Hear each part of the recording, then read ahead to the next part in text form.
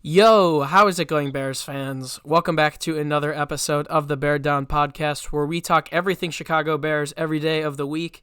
I am your host, Chris, and today I am joined by my co-hosts, Parth and Jaylen. How's it going, guys? What's up? What's up, guys?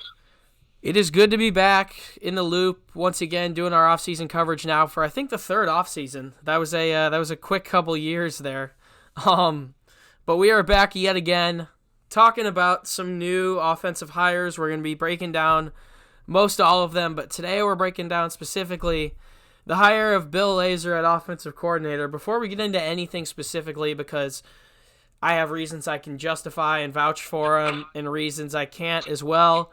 Jaylen, I'm going to start with you. I want to hear your initial thoughts on this hire. Okay, so when I first saw the notification that we were hiring Bill Lazor or Lazor, however you pronounce it, I was like, "Who the fuck is this?" I was confused. I'm like, "Who is?" Literally, I'm thinking about who was this? And so I looked him up, and then I realized he was the quarterbacks coach and offensive coordinator for the Bengals and the Dolphins. So then I thought again, I'm like, was he the Bengals offensive coordinator this year? If that's He the was case, not. This is terrible because this is the team that's getting the number one pick. Then I also saw that he took the year off, so he wasn't the coordinator this year. He was the coordinator last year. So then I'm starting to think to myself, what does this have to do with Nagy? And I found out that they would work together, and I think Philadelphia, Philly, if I'm correct. Yeah, Philadelphia. Yeah, and so I'm like, okay, Nagy's trying to get his guy. And so I you can't judge a big boss cover. He's not calling plays this year either. So we'll see how this works out. Absolutely. Just to quickly run through his career history, I've got it pulled up here. He was an assistant coach at Cornell in Buffalo. Then he entered the NFL with the Falcons. Had a couple years as a quarterback coach and offensive assistant with the Redskins. Headed to Seattle. He's been a quarterback coach in so many different places, which voids well for us. Then he was the offensive coordinator and quarterbacks coach at the University of Virginia. Came back into the NFL in 2013. This is where he worked with Matt Nagy and Andy Reid as the quarterbacks coach in 2013 for the Philadelphia Eagles, where Nick Foles that year when he was there threw for 27 touchdowns and only 2 interceptions. So arguably, other than Foles'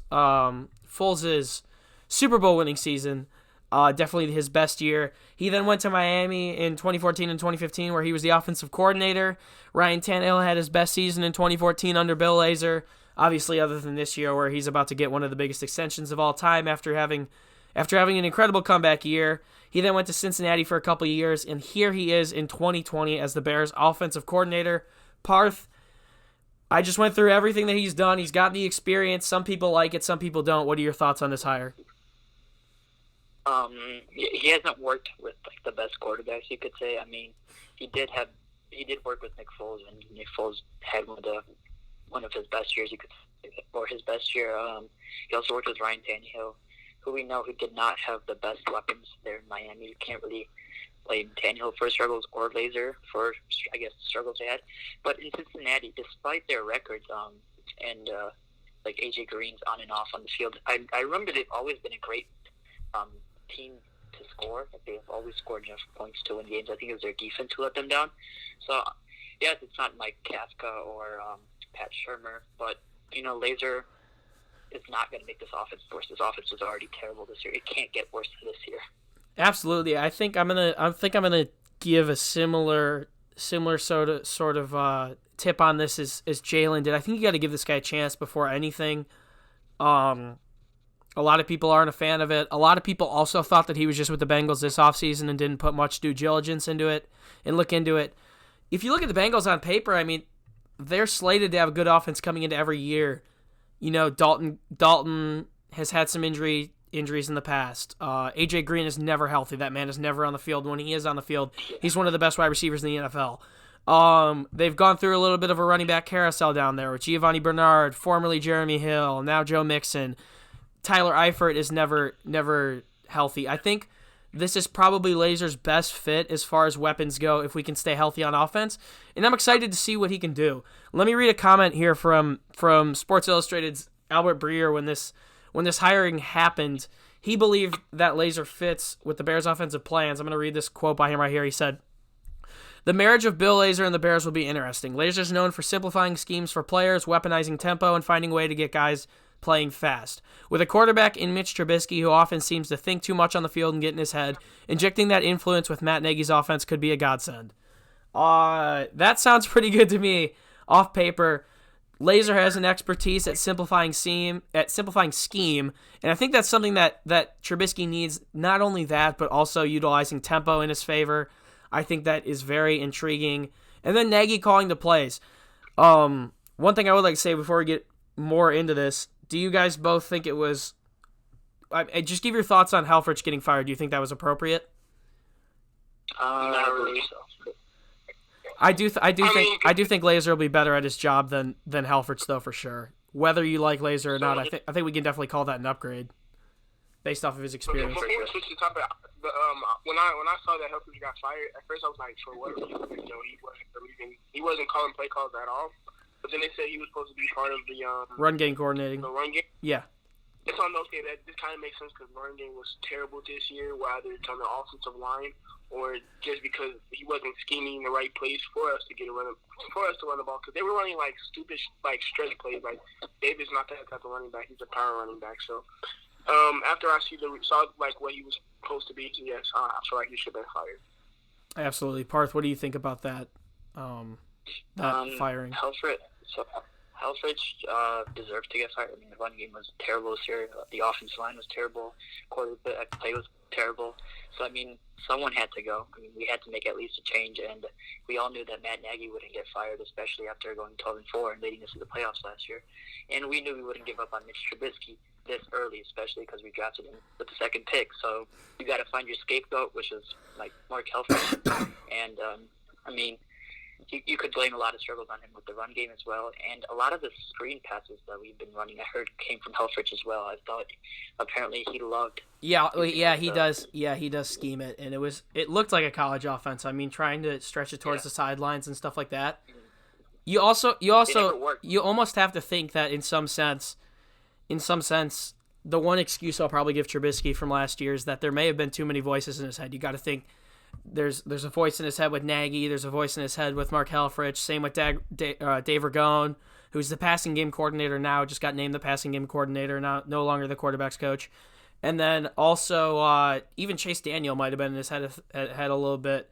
And I feel like Trubisky was told multiple things by multiple people, which may have caused him to overthink. But overall, I think shaking up the offensive coaching staff is Nagy admitting. I know Aaron Lemming, I think, tweeted this a couple days ago. That it's Nagy admitting that there needs to be priority with the offensive coaching staff, and I think just overall it's a step in the right direction. It's basically Matt Nagy taking a step back and taking his ego down, and just saying that basically bringing in other guys will not only impact our offense, but it'll impact his play calling as well, because a lot of time Nagy's play calling is questionable, like super pass heavy. So let's hope Bill Lazor brings in a little bit of run game. I mean, we don't even need to get into the other hires now, but I mean, you look at the other hires. Juan Castillo, he has the run game coordinator experience that Nagy needs in finding a solution to what arguably could have been probably the biggest problem last season. And then I really like the hiring of our tight ends coach, Clancy Barone. He's got tons of experience with Pro Bowl tight ends. I think that'll help him turn another area around that was kind of stuck in the mud last year. And we'll make a podcast on him separately, but John DeFilippo, if he can't get the best out of Trubisky, I don't think anyone can.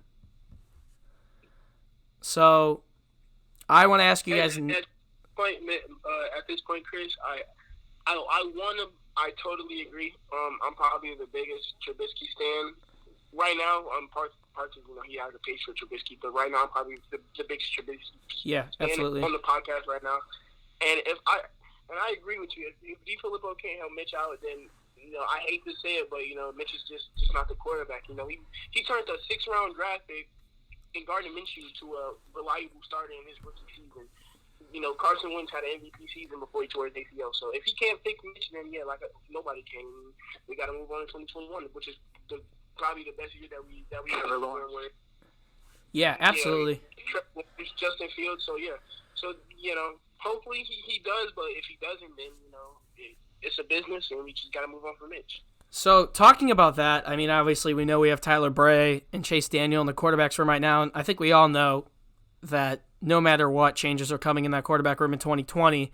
While the Bears remain publicly committed to Trubisky, I don't think, and I think you guys both probably would agree with me in this instance, he's not going to get the benefit of the doubt to have another entire season to struggle. Yeah, definitely. It could become a Marcus Mariota situation like in Tennessee, where they had a veteran quarterback who just was stuck with, I guess you could say, bad weapons and find a new offense. And like Tannehill did, he produced. So I think, like we all have said, I think Chris knows that. Chris loves, I think, to bring in Andy Dalton, you said, right? Well, yeah, and I mean, just it's perfect topic for this video, considering Lazor worked with him for 2 years. Another option that I think is more unrealistic that work with DeFilippo is Nick Foles. And there's other guys who will be around, but I think probably the most likely option has to be Dalton. Looking at the money, looking at the experience with the coaching staff we have, I think that's the most likely quarterback that's going to come available this offseason. And I want to know your guys' thoughts on that one. I know Jaylen's thoughts, but I haven't really heard Parth's take on that one. Dalton. I think Dalton is a worse version of Mitchell Trubisky. I'll be completely honest. His best year was like 5 years ago. He hasn't been the same since then. I think he's averaged around 14 to 15 interceptions per year, which is a lot more than what Mitch hasn't got to that 14, 15 interception season yet. I think the most he's thrown this season is 12 so far. So basically, Dalton does have his turnovers, but again, quarterback play was not the best from Mitchell either this year, so we can't say Dalton cannot be better. Yeah. So, and plus, Dalton did not. I don't want to bring in Dalton, I'll be completely honest, but if it works out, then I have nothing against it. Absolutely. I mean, you would have to assume even if it doesn't work out with Dalton, he'd still push Mitch. Definitely put some pressure on him. Sure. You might be able to say that Dalton's not better than Mitch, but I don't think you could say he's worse by any means. Dalton, a 3-time Pro Bowler, made the playoffs 5 years in a row, obviously never won a game, but you'd have to think that that with some weapons he could be decent. I mean, you saw the offensive line is always hobbled up in Cincinnati. We talked about A.J. Green. We talked about those running backs being inconsistent until about a year ago when Mixon finally took off. You'd have to think that's a decent option, and you have to think that he would probably be able to pick up the new offense quickest, whether it's like a blend between Nagy and Lazor's offense. You would have to think that he would be pretty knowledgeable with that playbook. Yeah, it would be interesting. I mean, we need a backup anyway. I mean, Chase Daniel is not that backup in my opinion. So Dalton, at the worst, it can be a great backup to Trubisky. Absolutely, and probably would make sense money-wise as well. Probably one of the cheaper options, other than Mariota, who Brad Biggs is reporting probably won't happen because they're signed to the same agency. And when you think of it from an agency standpoint, that makes sense, considering you would think that the agency thinks that both quarterbacks deserve starting jobs. So as much as I do hope Mariota lands on his feet, I've always rooted for him, similar to Mitch. It likely won't be in Chicago. Jaylen, what do you think about Andy Dalton? We were talking about this before we started recording in our group chat, and I told you that I would hate if Andy Dalton comes to Chicago. He's terrible. He had one of the best receivers of all time in A.J. Green, and he couldn't win a playoff game 5 years in a row with him, which I feel like is, maybe it's not all on him, but, some of it's definitely on him, quarterback being the biggest position or the most important position for a football team. And, Trubisky wasn't the reason why we lost a playoff game. For the first half, the whole offense was trash, yes, but when it came time for Trubisky to make a play, he showed up, and I'm pretty sure we can all agree on that he did. So I like y'all said, I don't know if I can say Andy Dalton's worse than Trubisky, but you definitely can't say that he's extremely better than him either. So no, I would absolutely agree with that. I think Dalton, he's not the winningest or most physically gifted quarterbacks that's likely going to be available, but you would think that he, in whatever you'd like to say, 5 playoff appearances, that's pretty established. We don't have to talk about whether he wins a game or not, but being able to lead a team that far, a team that I think is less talented than the current Bears, even when the Bengals defense was good a couple years ago, I think that he projects a high degree of success with this sort of talent, and I think it just logically, it connects the most dots as possible, and there's no easier connection to make than Dalton and Lazor. like I said, I'd rather bring in a rookie in the late in the draft for like 4 through 6. Absolutely. That's just Yeah. Well, that's pretty much it for us. Oh, one more question before we end this one off. Do you think that? Well, obviously, I think we all can agree that people are overreacting about the Lazor hire. But do you think in the long run it'll work out better than Mark Helfrich? You think it'll be beneficial for this team down the road? Oh, for sure. I mean, there's no way this offense still is ranked bottom 27, 28 in like basically all the categories this year, especially if we improve the tight end room and offensive line room. I mean, with this offensive line / tight end room that we had, I don't think any quarterback could be successful. And you would also have to think that the defense can improve. Not only if I think there's 2 reasons the defense kind of fell off last year. Number one, I think just switching defensive coordinators. I think Pagano's fine, but obviously that's a tough switch to make. Number 2, when the offense isn't putting up points, the opposing offense doesn't really need to worry as much about chasing Trubisky scoring points when he can't do it. So you'd have to consider that the game plan for opposing offenses got much more conservative, and therefore they were able to just do their thing, I guess. And close, I guess. Like, hopefully we move Eddie Jackson back to his normal free That'd be safety sweet. position. Yeah. Jaylen, you think Lazor will work out in the long run? Man, I hope he does. This is probably the game that I knew that like the offense was probably going to be trash when we were playing against the Chargers. Kyle Fuller had got like a pick and it was like on the 5-yard line and we couldn't score. Didn't score. I think 6 times in the red zone. We only scored field goals in that one. Yeah, and we only scored field goals, and that's when I realized like something is wrong with this offense. At that time I didn't know what was wrong. Trubisky he had that. He was having a couple good games and we were running the ball terrible, but the offense couldn't do nothing that game, and I found that out. Exactly the game that this offense is going to be trash. So hopefully Lazor can come in here, help Trubisky, help Nagy, design some better plays than last year, and we can get back into the playoffs. Absolutely. That'll pretty much do it for this one, guys. You heard all our thoughts on the Bill Lazor hire, as well as some reassurance for everyone to calm down out here that's fretting about this one.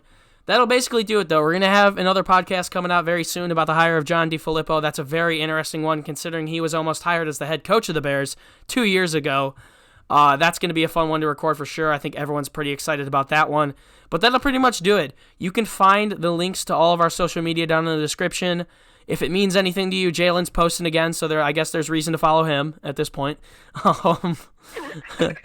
But yeah, you can do that. You can find all of us, our now all active fan pages down in the description. And you can also follow the podcast on Instagram and Twitter at BearDown. I would like to ask, wherever you are listening right now, whether it's YouTube, Spotify, or Apple Podcasts, do us a favor and like, subscribe, follow, all of that. We're going to keep posting and grinding for you guys. And that'll pretty much do it. Any last things to say, guys? No. Mitchell should be one. Okay. I say it always at the end of the podcast. I'm going to continue to say it. Stay positive, Chicago. Keep your head up. I know there's high expectations in this city, and I think this team's going to return to its winning ways in 2020. That'll pretty much do it, though. Thank you guys for tuning into the Bear Down podcast. Have a good night, Chicago. Peace.